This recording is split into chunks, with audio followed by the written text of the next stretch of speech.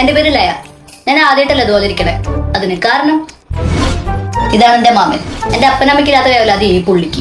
ഏത് സമയം ഫോണിലാണല്ലോ. ദൂരത്തും പോകണ്ട, കൊമേഴ്സ് വേണ്ട, സയൻസ് മതി, +2 കഴിഞ്ഞു. ഇനി എന്താ പരിപാടി? ഞാൻ ന്യൂസിലാൻഡ് പോകണം. ന്യൂസിലാൻഡാ? എടി, മോള് ന്യൂസിലാൻഡിൽ പോകണമെന്ന് പറയുന്നുണ്ട്. നീ ഒരു ദിവസം സമ്മതിച്ചേക്കരുത്. ഒന്നാമത് എന്തുമാത്രം ഏജൻസികളാ, എല്ലാം ഉടായ്പകളാ. അവള് പോണെന്നും പറഞ്ഞാണല്ലോ ഏട്ടാ ഇരിക്കണേ. എന്റെ എടി, നീ സമ്മതിക്കരുത്. എടി, തീരുമാനം നമ്മുടെയാ, അവളുടെ അല്ല. ദൈവമേ, അപ്പൊ ഇനി അവളോട് നമ്മൾ എന്ത് പറയും? അമ്മാവാ, ഒന്നിങ്ങോട്ട് വരോ? എന്താ മോളെ? എന്ത് മോള് മിണ്ടാണ്ടിരുന്നു, കണ്ണിനെ കുത്തി പൊട്ടിക്കും. അമ്മാവൻ എന്താ പറയാ? അവിടുത്തെ യൂണിവേഴ്സിറ്റി ഏതൊക്കെയാണെന്നറിയോ? ഇവിടെ പഠിച്ചത് നമ്മുടെ കുടുംബത്തിലുള്ള മാറ്റങ്ങൾ എന്തൊക്കെയാണെന്നറിയോ? ബാബുവിന്റെ മോൻ. ബാബുവിന്റെ മോന്റെ പോലെ എന്താ കാര്യം? ഏജൻസി ചൂസ് ചെയ്യുമ്പോൾ നല്ലത് നോക്കി ചൂസ് ചെയ്യണം. അതുകൊണ്ടാണ് ഞാൻ സാന്റ മോണിക്ക് ചൂസ് ചെയ്തത്. ഇതിലെങ്ങനെ ഇടങ്കൂലിടാൻ വന്ന അമ്മാവാ. ആ ചേട്ടാ, അവിടെ എന്നാ പറഞ്ഞേ? അവള് പറഞ്ഞതിലും കാര്യമുണ്ട്.